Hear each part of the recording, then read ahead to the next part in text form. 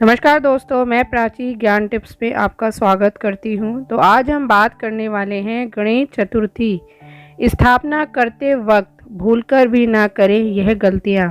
अगर हम अपने घर में गणेश जी को ला रहे हैं या कहीं भी गणेश जी की स्थापना कर रहे हैं तो हमें कुछ बातों का ध्यान रखना बहुत ज़रूरी है। हमें कुछ गलतियों से बचना चाहिए, वरना इसका फल हमें नहीं मिलता है। तो दोस्तों, अगर आप हमारी वीडियो देख रहे हैं तो हमारे चैनल को लाइक और सब्सक्राइब ज़रूर करते जाइएगा। कमेंट बॉक्स में जय श्री गणेशाय नमः ज़रूर लिखते जाइएगा। गणेश भगवान आपकी हर मनोकामना पूरी करें। तो चलिए दोस्तों, शुरू करते हैं। भगवान गणेश को विघ्नहर्ता माना जाता है, इसलिए हर शुभ काम से पहले उनकी पूजा अनिवार्य होती है। लेकिन शास्त्रों के अनुसार पूजा के समय यदि कुछ जरूरी नियमों का पालन ना किया जाए तो उसका फल सही रूप से नहीं मिलता है। गणेश चतुर्थी का त्यौहार पूरे भारत में बड़े उत्साह और श्रद्धा के साथ मनाया जाता है। इस साल यह पर्व 27 अगस्त 2025 से शुरू होगा, जब भक्त अपने घरों, दफ्तरों और पंडालों में गणपति बाप्पा की स्थापना कर विधि विधान से उनकी पूजा अर्चना करेंगे। यही पर्व अनंत चतुर्दशी तक चलता है, जो 6 सितंबर 2025 को समाप्त होगा।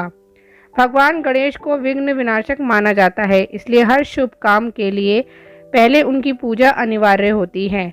लेकिन शास्त्रों के अनुसार पूजा के समय यदि कुछ जरूरी नियमों का पालन ना किया जाए तो उसका फल सही रूप से नहीं मिलता है। तो आइए जानते हैं गणेश स्थापना और पूजा के दौरान 7 गलतियों से बचना चाहिए, ताकि आपकी पूजा का फल आपको मिल सके। नंबर 1, मूर्ति का मुख गलत दिशा में रखना।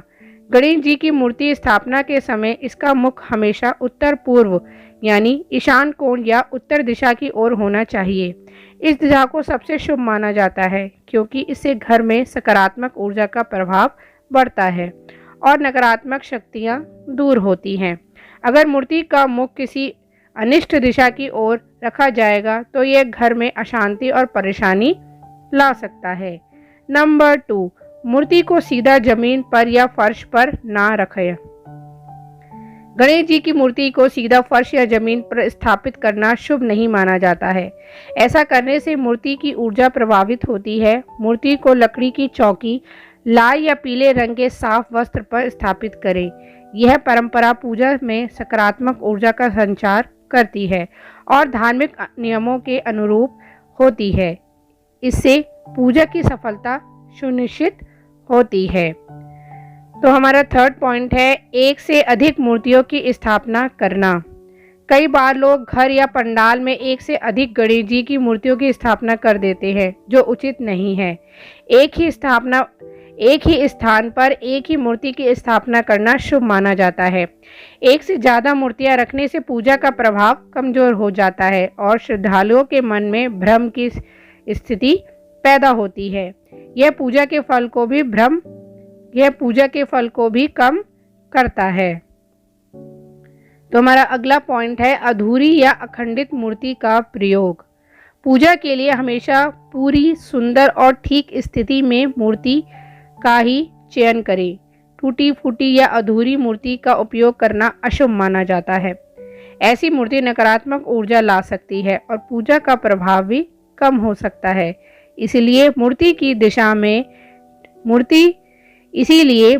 दिशा ठीक होनी चाहिए और उसकी शुद्धि का भी ध्यान रखें। तो हमारा नेक्स्ट पॉइंट है तुलसी और केतकी के फूल चढ़ाना वर्जित। गणेश जी को तुलसी और केतकी के फूल अर्पित करना मना है। धार्मिक मान्यताओं के अनुसार यह फूल उनके लिए अशुभ माने जाते हैं। गणेश जी को दुर्व घास, लाल रंग के फूल जैसे गुड़हल का फूल और मोदक जैसे प्रसाद अर्पित करना शुभ होता है। इससे उनकी पूजा में खास मान्यता मिलती है और उनकी कृपा प्राप्त होती है। हमारा नेक्स्ट पॉइंट है दक्षिणवती शंख बजाना नहीं चाहिए। पूजा के दौरान शंख का बजाना शुभ माना जाता है, लेकिन गणेश पूजा में दक्षिणवर्ती शंख बजाना वर्जित है। दक्षिणवर्ती शंख बजाने से नकारात्मक प्रभाव हो सकते हैं और पूजा का शुभ फल प्रभावित होता है। इसलिए पूजा में हमेशा सामान्य या उत्तरीवती शंख का ही प्रयोग करें। हमारा नेक्स्ट पॉइंट है विसर्जन के समय नियमों का पालन ना करना। गणेश चतुर्थी के पूजा का समापन विसर्जन से होता है, जिसे पूरी विधि विधान और मंत्रोच्चारण के साथ करना चाहिए। बिना पूजा पाठ के जल्दबाजी में ये नियमों के अनदेखी कर विसर्जन करना अशुभ माना जाता है।